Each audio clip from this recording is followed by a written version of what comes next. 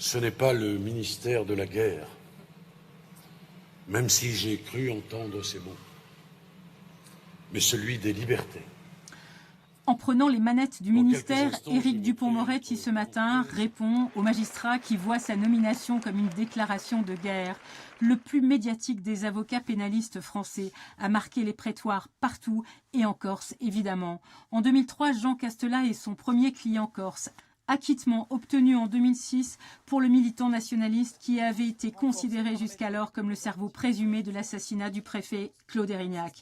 Mais en 2011, avec Gilles Simeoni, pour Yvan Colonna, les deux avocats n'y arrivent pas. Entre-temps, c'est à la défense des procès du grand banditisme que s'attache Éric Dupond-Moretti. Jacques Mariani est son client fidèle de 2006 à 2018. Un seul acquittement pour l'assassinat des cousins Marcelli, 15 ans de réclusion pour celui de Nicolas Montini, quelques autres pour du racket et subornation de témoins au profit d'Ange Toussaint Federici. C'est un autre des clients du désormais ministre qui est condamné, lui, à 30 ans de prison. Éric Dupond-Moretti sera au cœur des affaires criminelles qui bouleversent l'île par des procès immense, sans vérité.